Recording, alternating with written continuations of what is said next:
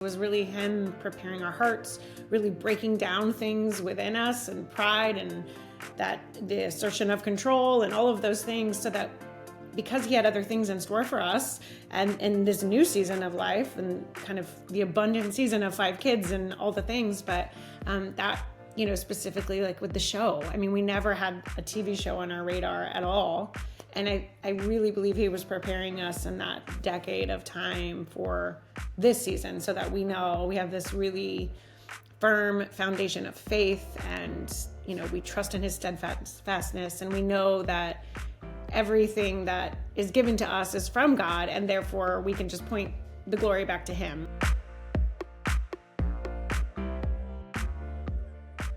Welcome to the podcast today. We're pretty excited to talk about this. Usually our conversations center around faith, relationships, health, finances, and work. On the podcast today, we have Mrs. Jordan. Hello. Our podcast producer, Sally Barton, is here. Hello. And my name's Mike Kankel-Fritz. And our guest today is host of, what to say, a pretty big deal, very well done renovation show. I love these types of shows, by the way. I know. Fixer to Fabulous. And so we got Jenny Mars with us, and her and her husband host the show, remodeling houses around Arkansas. And she's got a book out, and I've got it right here. It's called Trust God, Love People, Stories of My Openhanded Faith. So welcome, Jenny. Welcome to the podcast. Thank you so much. Thanks for having me. I'm excited to be here. Yeah. So first of all, let's talk about you. You guys kind of struggled to have a family, but you have a significant one now. Talk about it. Yeah, so my husband and I met our first job out of college, and we were friends, and then we started dating, and we were dating long distance, and we decided to move here to Arkansas, and he wanted to start his building career here with his dad and his brother, and so I came, and he started that in 2004, and over the years, we have just been building and remodeling homes here. But we were it was about 4 years after we got married, and we were like, okay, we want to have kids now. We had traveled, and we were building this business and working really hard, and we were like, okay, let's start our family. And it just didn't happen the way we wanted it to, so I think it was probably the first time in our lives that we're both achievers. Like, we want to do something, we do it. I'd been a believer my whole life, and I thought I knew Jesus really well, but I really it was probably the first time in my life that I was like, oh, okay, I don't actually have control over this. I can't just work harder and make this happen. So it was the first time that it was really like, I talk about open-handed faith. I really had to just turn it over to God and trust that there was a reason I had laid this desire to be a mom in my heart, and that in some way it would come to fruition, and I didn't know what that looked like. And our journey was kind of crazy throughout the years. And now we have 5 kids. We wanted, 1 or 2. Here we are, but it's the most. We wanted 1 or 2, and we got 5. But we always say each of our kids has a miracle story. Truly, they each have such an individual story of how God brought them to this world and to our family, and we couldn't imagine, any other makeup of our family. It's perfect. But it was quite the journey, and it was also just a time of really learning to trust God in a way that I had to really rely on him and rely on the faithfulness that he had shown me in my past, to trust him in the present in a situation that was completely out of my control. And I felt like that season of, there was about a decade of building our family, and that season was kind of a preparation season for us. It was really him preparing our hearts, really breaking down things within us and pride and that the assertion of control and all of those things, so that because he had other things in store for us and in this new season of life and kind of the abundant season of 5 kids and all the things, but that, specifically like with the show, I mean, we never had a TV show on our radar at all. And I really believe he was preparing us in that decade of time for this season, so that we know we have this really firm foundation of faith, and we trust in his steadfastness, and we know that everything that is given to us is from God, and therefore we can just point the glory back to him. I feel like if maybe we would have had this opportunity, in our 20s, it would have been a very different situation. But now it's our job, but we get to hopefully shine a light for Jesus in the world and on national television, which is really very cool. It's very overwhelming when you think about it, but we don't really try not to think about it. We just do our job. But yeah, so that's sort of the journey in a nutshell. You're just more recognizable in public now too, right? Yeah. So like when we're yelling at our kids, for example, like, guys, come on, let's go. Everybody's staring at us. So yeah, there's that. We already stand out because we're a big family. We have a daughter that we adopted from Congo, so we're a transracial family, and so we already stand out because there's just a lot of us and we're very loud. But now people are like, oh wait, I know them. So yeah, that's fun. Yeah. It was cool to read in the introduction that you guys collect stones. Yes. Talk about that. I just love rocks and stones, and there's, obviously lots of biblical references there, but it's a way, specifically when we're traveling, I guess also because we're really cheap and it's a free souvenir. Maybe that's part of it. That's true. But it actually has become this really fun thing. Dave and I have always done this when we've traveled when we were younger, but now with the kids, it's really fun because we have kind of a contest on who could find. We try to find heart-shaped rocks. And so when we're in a new place or anywhere, if we're out on a hike, like we're looking for a rock, and we all kind of gather our rocks, and at the end we're like, okay, who got the best rock? And we write the date on it and where we were, and I have them in bowls all over the house. But they also are just this tangible reminder of all the beautiful things that we've done together as a family. And when also like just important events happen in our lives, we, even just here locally, like we'll be, we had a anniversary party at our barn for Dave and I on our 20th anniversary, and we picked up a stone that night and we wrote on it and kept it, just to remember that night. And I call them our markers of faithfulness. And in the Old Testament, God commanded, pick up a stone, build the stones here, and when you look at these stones, you'll remember, and you have to tell your kids what they mean so they remember and they can tell their kids when they see these stones.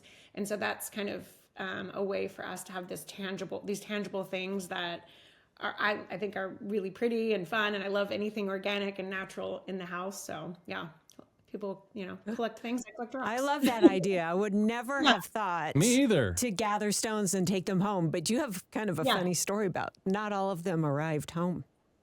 Yes, I actually, it was when this summer we were on vacation. And we spent a week at the beach in Italy, and we worked all week. And again, we were like competing on who could find the best stones, and I had them all labeled each day. And it ended up like, even just on the beach, we sorry, 1 second. Sorry. Can we, okay. Okay. Sorry. My mom just walked in and I'm like, hang on. Hey, just bring her into the interview. Hi, Mom. Sorry, Mom. Say hi, Mom. Hi, Mom. How you doing? Just came in to tell me she's leaving. Okay, thank you, Mom. Okay.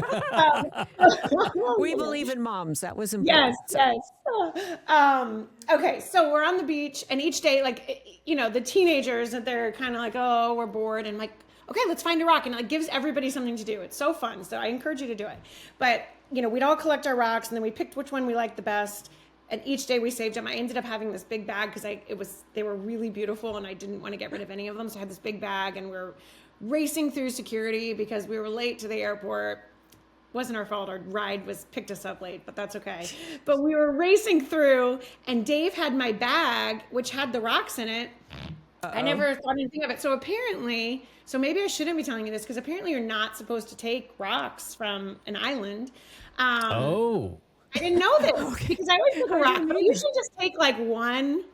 But we had like a bag, and so they pulled Dave aside, and of course they're like, yelling, there's all this, and to be fair, in Italian they're very expressive, and so it sounds like they're yelling. Where'd you get these? Where'd these come from? Yes. And he's like, oh my gosh, thinking he had something, they had some contraband in his bag, and it was my rocks. And so they took them. I was so sad, but I have pictures. Each day I took a picture, so it's okay. But yeah, apparently you're not supposed to take, natural resources off an island. Let that be a warning to all of us. That's right. If everyone did that, what would happen? Exactly. Yeah. So he was running late. He's like, just keep them. It's fine. Oh, that's so funny. There's plenty of stones to go around. Take your stones. And they were already marked with the date. What are they going to do? Put them back on the beach now? They have. That's true. I don't know. I was like, Dave, you should have negotiated. And he's like, I just wanted to make the flight. He was totally freaked out, and I was very upset about my rocks. And I'm surprised Dave is not in jail for defacing public proproperty. I was just going to say that. He just didn't want to end up in handcuffs. Yeah, exactly. Yeah, we dodged a bullet. Funny. We dodged a bullet. Well, talking about your journeys and your journey to parenthood, tell us about how Sylvie became a part of your family, because that is just, she has not only entered your family at one point, she just is now like infiltrated the whole outlook of who y'all are from my perspective. Yeah. So we knew, Dave and had talked about adoption. We had several friends who had adopted, and we knew that we wanted that to be part of our story. And so when we had decided to start our family, we thought, well, we'll just, start our family. We'll get pregnant and have the baby, and then we'll adopt. So easy. We had it all planned out. And it didn't work that way. But in that couple-year process of walking through infertility, we decided, what are we doing? Let's start the adoption process. And so we did, and every door kept closing. And now, looking back, I know is because Sylvie is our daughter, and she wasn't born yet, and all of those things. But at the moment, it was like, what are you doing, God? Why does this keep happening? Every door, like we would have, a referral, and then that country program, or we'd be in the country program and the country program would close, or we had a referral and then it fell through. It felt very frantic and very like, what, just confusing. What are you up to, God? And so about a year and a half after the boys were born, the twins, Dave and I both felt it was time to start the adoption process again. And it was kind of funny because I just had this gut feeling, I was like, I think we're supposed to start this process, but I didn't want to say anything to Dave because we had year-and-a-half-old twins and they were crazy and life was chaotic. We weren't sleeping, and I thought he was going to say, you're nuts. So I didn't say anything, and I literally just prayed, Lord, if you want this, if this is really from you, I need you to guide our family through Dave and have him leading this, not me. I don't want to say this to Dave and then him say, okay, I'll go along with it. I want us to be fully all in, and I want to know it's from you. And that afternoon, Dave came home early, and I was about to take the boys out for a walk, and he's like, I'll join you. And we were walking, and he looked at me and he said, I think we're supposed to adopt now. We're supposed to start the process. And I was like, oh my gosh, I just was praying about this.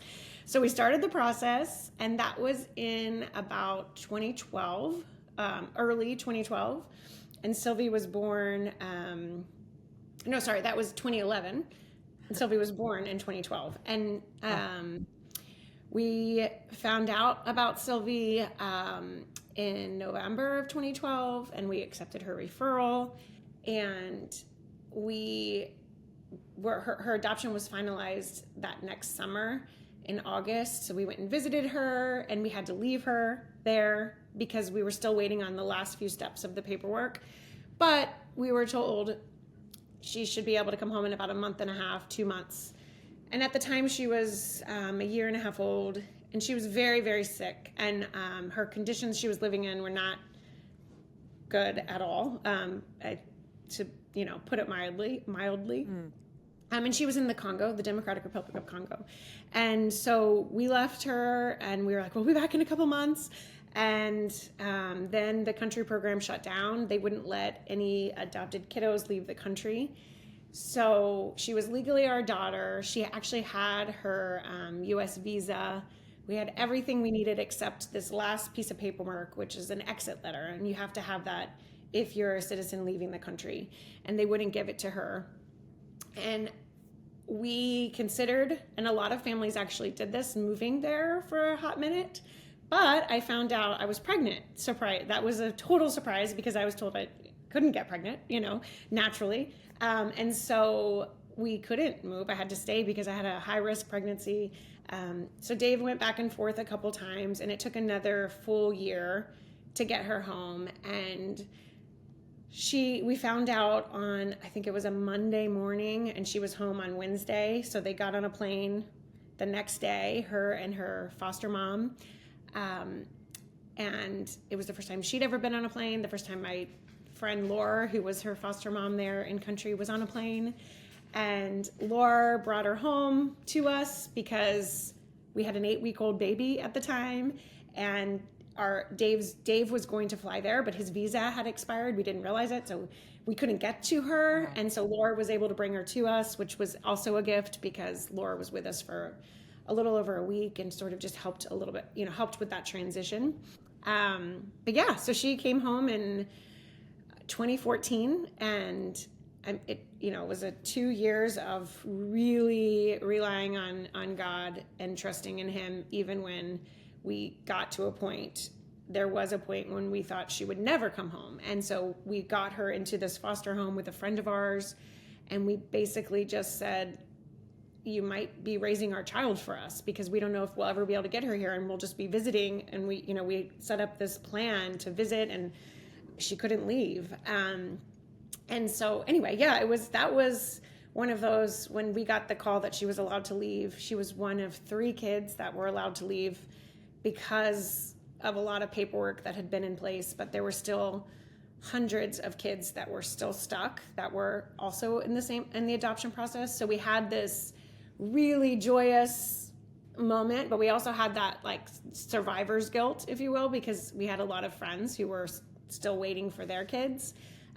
So it was a really complicated, emotional time, but also really beautiful. And through all of that, you mentioned Sylvie kind of changing everything, but our family, we really, through those 2 years of getting her home and visiting her country and making friends there who we still are dear friends with to this day, we started a nonprofit, which began as simply just feeding the kids there in her orphanage because they weren't eating.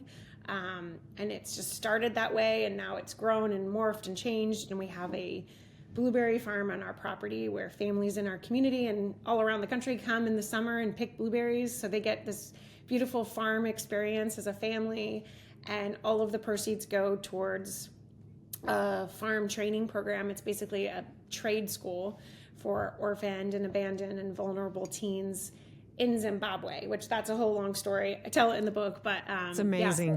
And we also still feed kids in the Congo through the same program that we started. We called it Feed Their Tummies, and this organization there just took it over, and so we do that with our berries as well. Yeah. Love that. I love picking blueberries, by the way. I know. Yes. I've never done it. Those you pick places, they have strawberry ones too and things like that, because I know this is wrong. Because it's one for the basket, one for me. I was about to say, I don't know how many would make it to my basket. I love blueberries. Yes. That's what you said. We love that. Oh, good. Eating them, yeah, absolutely. And actually, that's so fun. They're so small. You give them a little basket, and it's a gallon basket, but it doesn't look that big. And they, you look at it, and you're like, oh, okay, I'll go fill this up really quick. And it takes a long time. It's actually a lot of work to fill 1 gallon. It is. Yeah, it is, but it's worth it. People show up to pay, and their faces are all blue and purple. I love that. We encourage That's that. Sweet. You just addressed part of your story, which was waiting on Sylvie to come home. You've dealt with a lot of waiting in your life as a family, like relocating, and then you kind of waiting to feel at home and waiting for the house to be full of children, and then with a nonprofit, you're putting in all this work and you're kind of waiting for it to be the vision that you had. And I love that you share that because I think it's easy to, well, for example, watch, somebody like your family on TV and it's like, man, just all this stuff that happened for them. And they don't see the behind the scenes of the journey of faith and the journey of waiting, which I don't think anybody enjoys that went on there. Mm-hmm. So Yeah, thank you for absolutely. sharing that. That's really important.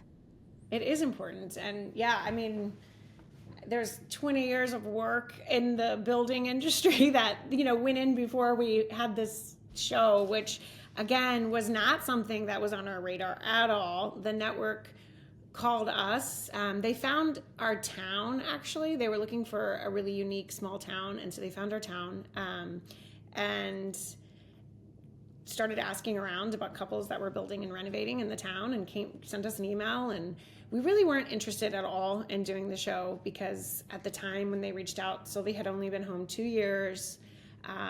The kids were very young. The twins were 6, Sylvie was 4, and Charlotte was 2. And we had just, I don't even know how to explain it, except we had just come up for air for the first time as a family after truly the trauma on our side of waiting for Sylvie and being scared for her life every day, and her trauma, obviously, of living through very traumatic circumstances, and then the trauma of getting her home and all that caused in our home for 2 years. Very intense. It's not like, you see the airport photo and everybody's happy and smiling because yes, she's finally home and this is the moment. But there was a lot of healing that had to happen after that moment. And we had a lot of therapy, a lot of just work, a lot of work. I say our home was like a trauma ward, but it wasn't just Sylvie dealing with the trauma. It was our other kids as well. Like the boys when Sylvie came home, they were only 4. And all of a sudden, like it was just the 2 of them. And then all of a sudden there was a newborn. And then there was this wild 2.5-year-old who was completely off the rails in their perspective. We knew what it was traumatic behavior, but to outside world, it's like, what is happening? The train has come off the tracks. And so we were all just like finding our groove of like, oh my gosh, we got thrown into this thing in an instant. All of a sudden we had 2 kids and then we had 4 kids and blah. And there was all the trauma in there. And so 2 years later, we were all feeling like, okay, we can breathe. Like we're a family. Like this feels natural now. And it took those 2 years to get to that point. And so I do find it really, of course, God's timing is so good. But I mean, if the network would have reached out a year earlier, there would have been an absolute hard line. Absolutely not. There's not a chance. We couldn't even consider adding one more thing to our plates. But that next year, we did say no, but then as we prayed about it, we felt like God was asking us to potentially step into this thing because we could show what an adopted family, a transracial adoptive family looks like, and that we're just a normal family and we're just trying to figure it out. And then we also had nonprofit work, and we're like, okay, well, maybe we could talk about our nonprofit work. And all this time though, thinking like this would be like a one-time thing. Like we would do one episode, this pilot episode, because they basically told us like the chances of it going on to a season are very, very, very slim. So we said, okay. So encouraging. I know. But that's the only reason we said yes. If they would have said you're signing on for 100+ episodes, we would have said, no way. But I was like, so okay, what? It's just a shot in the dark. It's not going to be a big Just deal. a small thing. Yeah. Yeah, and we're like, okay, one episode, we can do this one time. Sure, we'll do this one time. That could be fun. And that's it. And that's what we thought. And then now here we are. But yeah, all of that, time leading up to that one time, we were like, okay. But then it's cool because we also, at the time, we thought God would use this show to talk about our nonprofit work or adoption or whatever. And he has done that, but it's just become so much more in the way that he uses this show to shine a light. And like, you can actually watch it with your kids and your grandma. Like everybody can watch it and not be worried about what they're going to see. And I just feel like the world is increasingly darker and harder, and we're like seeing all these things that we don't need to necessarily see and process all the time. So for our show just to be lighthearted and fun, and for us to be able to tell good stories and share good things with the world. That's kind of become more, it's become a ministry in and of itself, which has been really cool to see. If somebody is listening right now and they're in one of those seasons of waiting and waiting and waiting and what would you share with them about the hope to be found in that season? Because I think it's so often, it's difficult to see when you're there. You can see it on the other side, but it's hard to get a grasp on it in the moment. Oh, yeah, absolutely. And sometimes you don't get to the other side. Honestly, you don't see where all the waiting, what this was for. But I learned in the process specifically of waiting for Sylv, is I was at the end of my rope, like had completely fallen into despair. And I was like on my face before God, just crying out and praying. And I felt him, this piece of understanding that there is something, there is a purpose in this. And I had a perspective shift of starting to pray, Lord, what are you trying to teach me? Instead of like, why aren't you giving me the one thing that I really want? Because this isn't like a bad thing. Like, I want my daughter to be safe and I want her to be healthy and I want to make sure she has food every day. That is a good thing. But you're not doing it. Why not? And then I shifted it from why aren't you doing this to, okay, here we are. I know you can do it. I trust you can do it. I don't know why it's not happening. I know that there's a spiritual battle I can't see. So what can I learn in this season, in this waiting, that can transform my heart? Because I can't control that circumstance. You can, and I have to trust you with it. And I'm not going to stop praying for it. That doesn't mean I stop praying for it, but I have to just turn it over and trust you.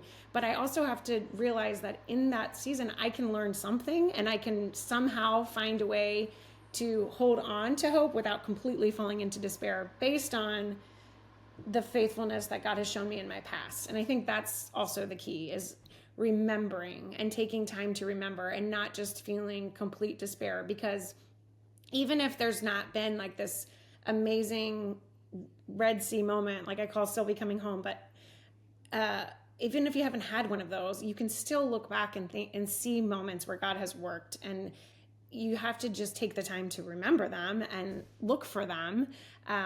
But I think that's the key, is remembering his faithfulness in the past and then using that waiting season and praying in a different lens of how can this transform my heart? What can I learn in this season? Because every season will come to an end. It might not end the way you want it to end. That's not the promise, but there always is a new season on the horizon. We just can't see it. So when we're in this season, even if it's a hard season, what should we be learning, and what can he teach us in that? I love that you talk about small beginnings, because none of us starts out big. Well, most people. I mean, some people, it's like, they were discovered and boom, but that's just not usual. But you have a story about the chicken crossing the road. Will you talk about that? Yes, actually, my mom was just here. She could have had, contributed. Could have your mom contribute, yeah. Yeah, so I was moving. I had decided to move to Arkansas. I had not been here. I had not seen where I was moving. And I just knew I wanted to be in the same city as Dave. We had been dating long distance for a long time at that point. So we packed up my apartment. I was living in Nashville at the time, and Dave was driving the U-Haul. I was driving the car, and we got into Arkansas. And I don't know, you probably have driven this because you were in Siloam, but there's this beautiful bridge as you're coming into Fayetteville it's just beautiful, like the Ozark Mountains, and there's streams, and it's gorgeous. Yeah. It was so pretty. Like I was on the phone with my mom and I was describing it to her, and it reminded me of when I was growing up, we used to go to North Carolina a lot. And so it reminded me of North Carolina. And I was describing how beautiful it is. I'm like, this is going to be amazing. This is so pretty. And then when we're on the highway, like 70 miles an hour, and I see a chicken, and I was like, Mom, there's a chicken on the highway. What is happening? And then there's more chickens, and then chickens. And then as I'm driving, and Dave pulls over at this point, and I'm behind him. So I see he pulls over, and I pull over, and all the cars are pulling over. And I'm like, what is happening? There are chickens everywhere. And So it sounds like a Tyson chicken coop lost its chicken somehow. yes, so it actually was the chicken truck. There was a chicken truck that flipped over Oh. on the highway, and all the chickens got out. And my mom was yelling to turn around, come back home, go to Florida. What are you doing? And yeah, I just, we just swerved around all the chickens and kept on going. What are you gonna do? Anything for Dave, right? Yeah, it was my introduction to my new state, and I was, I had no idea what we were about to get into, what adventures were ahead, and I think that was one of those like, oh my gosh, I can turn around, I can like be freaked out and say this is a sign, or I can just say, okay, all right, let's keep going. That's awesome. And that part of Northwest Arkansas is like you're driving along, and then there's a smell that hits you. No. Oh, I am not kidding. I'm not wrong. I'm not lying, am I? No, not at all. Not lying. Yeah. I think, It's like, wow. Yeah. And I think that's I had no idea. I grew up in Central Florida. Like we had, Disney World. We didn't have chicken facilities. So I didn't realize, obviously the chickens have to be somewhere, but we have there's a big chicken industry here. Yes, there is. I've always told my husband I want to have chickens and like backyard chickens. You've just helped, and he is going to thank you for this. Oh, now you're not on he's that like, on board Sally, anymore? we are not having chickens. So, okay, I Well, might we stop did asking. end up having chickens. Now we're on the farm. We have had lots of chickens over the years, and I've grown to like chickens. They're entertaining actually, but it's also, I will say to support you. We don't have chickens right now because the thing is, this is terrible, but they do die like a lot. Like they don't. Oh, see, I can't. Like it's just a lot, Oh. and yeah, there's all sorts of predators, and then they just sometimes just die. Like, well, it's a break from chicken. Okay, done. Yeah, no more chicken. Backyard chickens. Yeah, too much. The eggs are nice, So- but yeah. Yeah. So as this kid that grew up in Seattle and then went to school in Arkansas, and one of the first jobs I got was at a country radio station. And I opened the front door and I'm about ready to head to my car, and this chicken feather flew in the front. Just a feather. Feather, but then it came around the corner, came this chicken. Oh, And I'm like, okay, I am not in the Northwest anymore. This is totally different. This is totally crazy. Odd chicken introductions to Arkansas. I love Yes. It's funny. So I got to know, listen to your story. Obviously, there's lots of, make a decision to go here, to do this, to do that. Maybe somebody that's listening right now trying to figure out next steps in life. Do you have any words of wisdom to help them out? Oh, I think it's that idea of small beginnings, like not trying to, I think a lot of times we're like, oh, I have to figure out what my purpose is, what I'm supposed to do. And it's like, actually, like, I think the berry farm is a good example.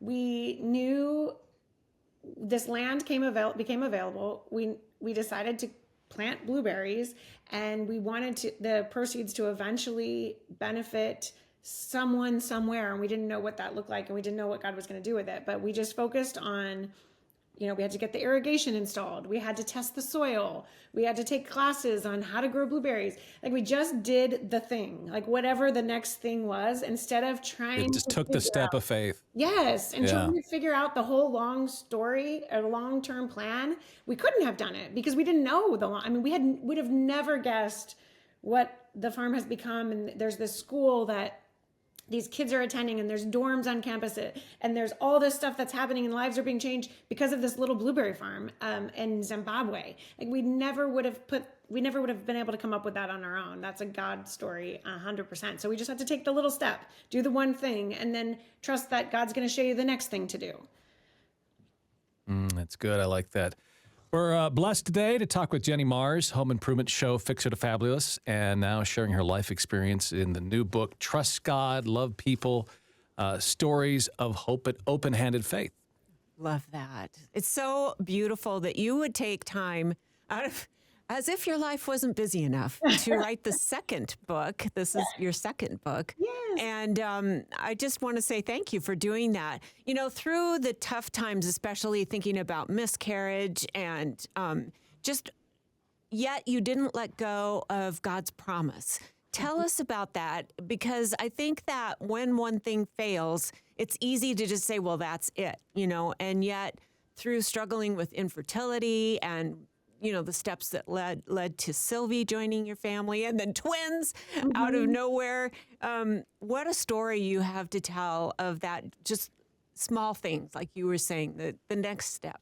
I think, I think that trying to, again, like just do the next step, and also believing that if you have a desire, it's a good desire. It's like becoming a mom was one of those things for me that I feel like, I mean, as a little girl, I wasn't the little girl who like played with dolls and wanted to have 5 kids. I just, I was more focused on, I got good grades and I wanted to go to college and I wanted to do this job. And like, I was very career oriented. And so then all of a sudden I was like, no, I want to be a mom. Like my desire shifted. And I feel like I knew that was from God. And so I feel like when there's a good thing, he changes the desires of our hearts, right? And so when there is a desire that is a good desire that is from him, he's going to in some way, maybe it's not going to look the way you thought it would look, but there will be the culmination of that hope fulfilled, whatever that looks like. And again, you have to realize that it's not our plan. Like, we don't know what it's going to look like. Yes, for me, I ended up being this incredible story of 5 kids and all of these beautiful things that have happened and the ways that he brought each of these kiddos into our family. And like, I never would have anticipated that. I knew I just wanted 1 kid. And I also got to a point where I was like, okay, maybe I'm never going to be a mom. Maybe I'm supposed to be, a foster mom, or maybe I'm supposed to just be caring for my nieces and nephews, and just, it's this nurturing spirit that I need to find a place to put it. I didn't know what it looked like. And I think just having, again, that term open-handed faith, like being open-handed with the things the desires of our heart, because we don't know. There's things that we don't see. We can only see so far because of our human sight. I mean, just because of our humanity. And we have to just trust that God's bigger and his plan is better. And he only authors good stories. And if it's not good, it's not from him. There's also, all the things that are at work that we can't see. And you have to just, at least I did, I have to just keep saying, you're only good. You're only good. You are good. And whatever comes from your hand is good, even if it's a season of waiting, that can be used for good, because he can cultivate good things in that season. Wow. Yeah. And I do feel like with Sylvia, you're touching. Oh yeah, sorry. You're just touching such an important part in my life. I have 3 words up on my mirror in front of me every single day: pray, wait, and trust. Oh, I love that. It's huge right now for me, because just like you said, I don't know what God has. I know he's working. That's part of the trust. And the waiting, well, that's a lot of work. And so I really appreciate what you're sharing right now. It's what so many of us are dealing with at this very moment. Yeah. So Yes. really appropriate. Thank you. Well, and I also think that I believe this because of what we waited when waiting for Sylvie. I've seen it. I mean, we read it, in the Bible, but I've seen it. I've experienced it. There's a level of spiritual warfare that we don't understand. And I know that was at work keeping Sylvie from us. I don't think it was God's plan to keep her there for 2 extra years. And to cause more trauma and all of those things. I don't believe that was his plan. I believe he can work in it, and it's going to be turned for good, and it ended up being good. Maybe it was because now we have this amazing story. I don't know. But in the moment, I know that there were spiritual forces working, because the enemy hates adoption. He hates restoration. He hates redemption. He hates the family. And so he was keeping her from us. And, I think of the story, I believe it's in Daniel, when it says, your request was heard the first day you started praying for it in heaven, but I couldn't get to you. The angel was trying to get to him. And it took 21 days for the angel to get there because he was being blocked. And so there's things that are happening, even though we're praying and we're trusting. There's stuff that we don't know. We don't see. We won't ever know, probably most likely this side of heaven, what all is taking place that's beyond our, human sight, I think. So I don't know that. For me, I had never really experienced spiritual warfare before or understood it or even talked about it. I grew up Methodist and we never talked about that. I was like, that's funny. like you're the crazy person, right? Like conspiracy theorist or whatever, even though it's in the Bible, it talks about it. But walking through the adoption process and all of that we did, it became so much more evident to me of there's a lot more happening that I don't know. And I have to just trust. I have to trust. That's all I can do. I have to trust that God's working and I have to believe that he is good. And that's what I have to base my faith on. Because sometimes it doesn't look like that because of circumstances, but that's the essence of our faith. Love that. It's good. Yeah. I would love to do this. So we've got a copy of the book here. Yes. Tell us the story. If people get your book, there is a beautiful painting of the farmhouse in the front. Yes. There's a story behind that. Talk about it. Yeah. So a good friend of mine painted that for me. Her name's Bethany. And we actually, the publisher had sent over some renditions of the cover and it just wasn't right. And I was like, can I have my friend paint it? And they said yes. And so she painted that with the house and the kids and sheep down there. But for me, the stories of this book, that's kind of the culmination of it, is the life that I have right now. And that's why I wrote it, is because I really wanted my kids, it's really for my kids, so that they have all of these stories of God's faithfulness in our life, and that they can lean on those throughout their life. Like they can go back and read this book. Like it's one thing because I have tons of journals and they could always dig through those, but I wanted them to have this record for them and for their kids and for their kids to say, look what God's done in our family. There's been these amazing things and little things and big things and all in between. And that's why I wrote it. And so I wanted the cover to reflect that and to reflect just this season of life, because I know every season's different, but right now the kids are still young and at home. And so they're all on the cover. And our dog Dolly was in the cover, and she passed recently. And so it's really special that, we include her on that. But I think it was just like a snapshot in time that I wanted to capture in a really beautiful way in a painting. I think art conveys so much. I love art.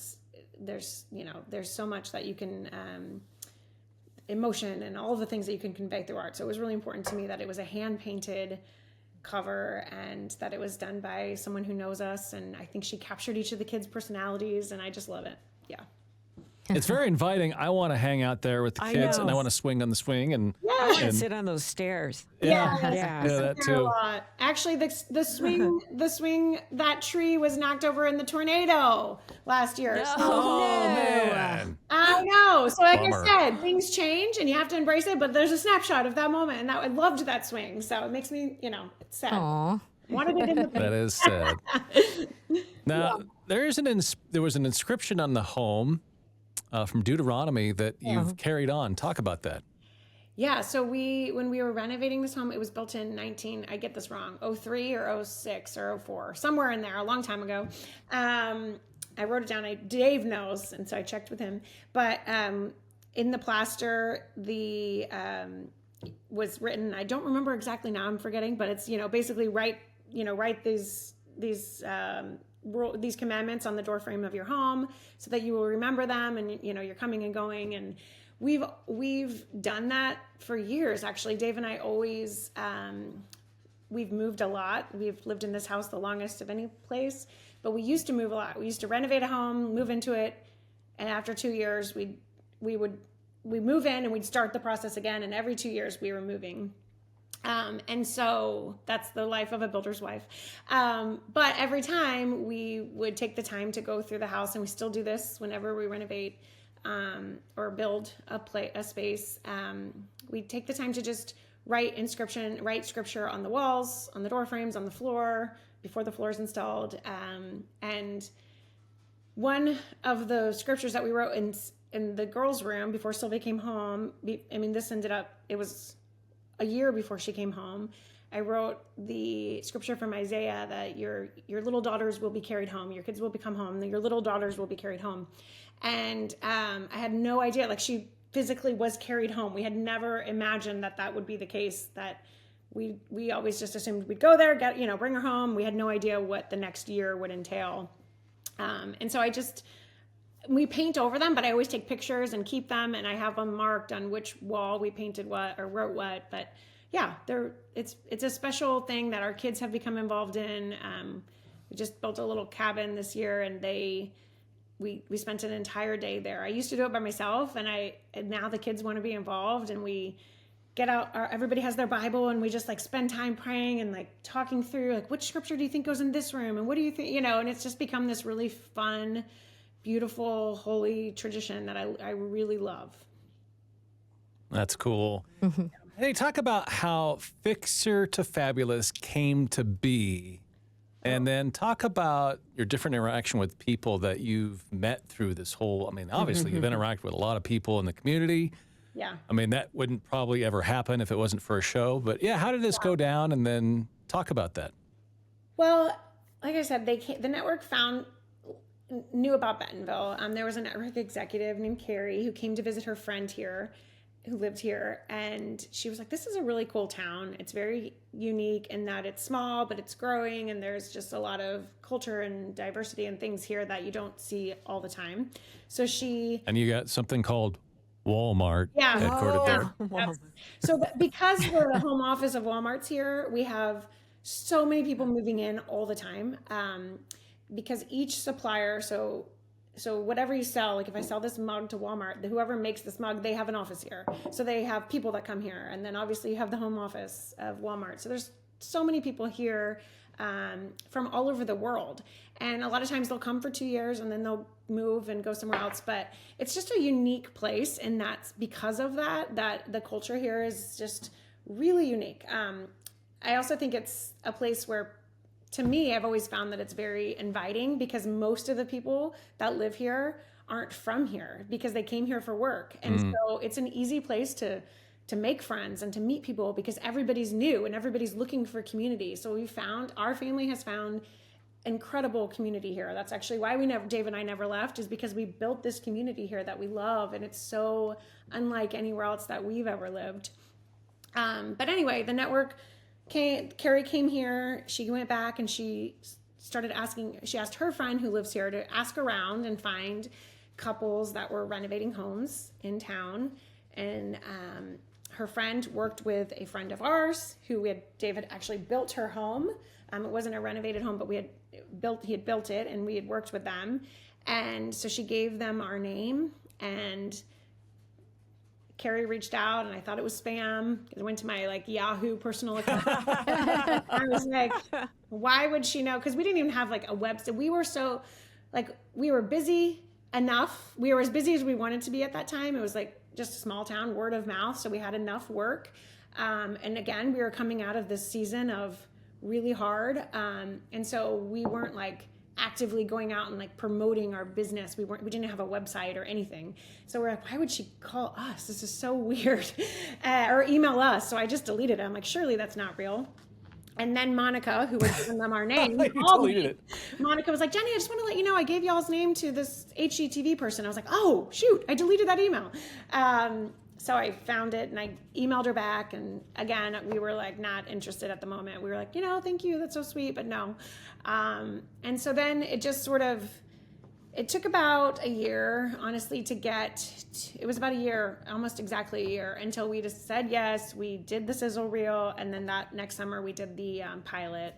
And then the show got picked up for a season. And we filmed the season, and then it didn't air for an entire year. And we didn't know if it was going to air. Wow. Yeah, because the network got purchased by another company, and all of these changes were taking place. Our show was originally called Almost Home when it aired, the pilot aired. And they changed the name. They changed it a lot of times. And then they basically just didn't know if it was ever going to air. So we did all this work. And we were like, okay, I actually was kind of like, okay, actually it's good, because I don't know if I want it to air, because I don't know, I don't want people judging everything. There was a lot that came with that. I was like, okay, it's fine if it doesn't air. But then it was also kind of like, man, we did all this work and it's now nobody's even going to see it. Yeah. But again, God's timing was amazing, because I ended up the week we wrapped, I found out I was pregnant with Luke, our youngest. Again, total surprise, a miracle baby. And so I had that whole year that the show didn't air, that we didn't film. So we just had our normal job and our normal life. And I was able to have my pregnancy and, go to the hospital and deliver a baby, and nobody knew who I was, I was thinking, thank goodness the show hasn't aired, because that would be embarrassing. Like those things. No kidding. And but then I had him, and then we had the newborn stage, and the show ended up airing that fall when he was about 5 months old. And then we started filming the next spring. So he was, I don't know, 9 months or something. And it was perfect because, but then people were very confused because then the show aired, and then all of a sudden I had another baby and I wasn't pregnant on camera. So but yeah. Well, you are talking to 3 animal lovers, which you may have figured out by our reaction to the chicken, and then also your dog passing. Like, we love it. So it's been really fun to watch the farm grow, and was hoping you would just talk real quick about Dora and all the other additions along the way. Oh, yes. we have an alpaca, a donkey, a miniature cow, who was not necessarily a miniature cow. She just didn't grow. And a rancher neighbor has cows and cattle. And he was like, I don't know what to do with this cow. She's not growing. And all the other cows were being mean to her. So Dave. You pet her. So we took her home. So Dave brought her home. You hug her. She is the sweetest thing ever. We named her Minnie. Oh. A little bit of a runt, that's okay. Oh, sorry, that's the construction noise on the outside of the house. There we go. Okay. So then we have somehow appropriate. Yeah. Construction outside your house. We have a donkey, a miniature donkey, and a horse, and lots of sheep, and then all the dogs. Banana we adopted her when we renovated the animal shelter a couple years ago. Wow, it's been like 3 years maybe. And she came in. I was really strong the whole time we were renovating the shelter. And on the very last day we were there, they brought in who we called Banana, because we used to have a little dog named Chiquita, and she was actually in the early. That's adorable. Yeah, so we had Chiquita, and they brought Banana in, and she reminded me so much of Chiquita, and so our producer actually named her Banana, and she's like, obviously you have to adopt her. I'm like, obviously. And so they said no, but I told Charlotte about her, and we went and we met her, and then we just brought her home. And then Dave was really happy that we brought her home. Not really. He was like, what are you doing? We're like, Dave, she came to us. She found us. And now he loves her. He like cuddles up with her on the couch and pretends he's like, oh, Banana. But then you see him and he's like, he's the biggest animal lover there is. He tries to pretend He's all in on Banana. Yeah, he tries to be too tough, but yeah. So we have Banana, and Jack and Belle are Great Pyrenees, who are the livestock guardian dogs for the sheep. Oh yeah, lots of animals. Amazing. And cats. Amazing. We are all animal lovers. Yes. So, and I don't know about you, Misty, but have to admit, I'm totally responsible for the 3 dogs that we have. Oh. And my All husband, because of you. Yes. Yep. Roger's not into Every it. single one, he was like, nope, Yep. and then there's a yes. Well, at least you have a no in the house. My husband and I are both yeses, which is how at one point we ended up with 5 dogs, 4 cats, a parrot, 2 parakeets, and a bearded dragon. Oh my gosh. You have a bearded dragon too. Yeah. And yeah, we had 5. No, we So had cute. 6 dogs at one point, but yeah, I'm with you. I know. Dave pretends to be the no, but he's not. Yeah. My husband, before we met, and I'm glad it wasn't the case when we met, or we may not be married, he actually had a pet scorpion named Fluffy. Fluffy. An emperor scorpion. And I was like, yeah, we would not have been hanging out. No kidding. Yeah, that's next level. Yeah. That's next level. Yeah, I yeah. love the animals. Yeah. Fur, I'm in. He But was like, he was so sweet. No, he wasn't. He was a scorpion. You do not cuddle a scorpion. No. no. Just saying. Nothing right about that. Not good. Well, we really want to thank you for your time, and thanks for hanging out with us today. This has been really good. All right, so the book is Trust God, Love People, Stories of My Open Heart of Faith, Jenny Mars. And Jenny, if people want to know more about you and your family, obviously they can watch the show, but Is there a website or some place they can go to? Social media, of course. Yes, social media. I just post on, it's at Jenny Mars. I do post a lot there, Okay. personal stuff and show and all that. But then, daveandjennymars.com is the website. So, and the show Awesome. is airing we have just started the new season on Tuesday nights. Tuesday nights. Yes. What time? 8, 7, Give us 8 Eastern. 8, 7 Central. Yeah. Okay, 7 Central. All right, so that's 6 Eastern. We have to do that 6 Mountain because we're in Arizona. Yeah, Arizona. And then half the year we don't do the time change, which That's throws right. everybody off. Yeah. It really does. So, You guys are yeah. good. You know what one of the biggest Googled things is? What time is it in Arizona? Oh, 100%. no. Yes. It's confusing. Yep. My It sister is. lived Throws in everybody. Hawaii at one time, and it was really confusing because they're the same. Yeah. Yeah. We should just get rid of daylight Well, really, time, everybody. Let's start. I There you go. agree. Yes. Let's start a petition. Yes, yes. I'm all in on that. Yeah. Yes. Yeah. Well, thank you again so much Thank for your you. time. This has been really a blessing. Thank you so much. I hope you guys have a great day and Merry Christmas, and thank you so much. Merry Merry Christmas. Christmas.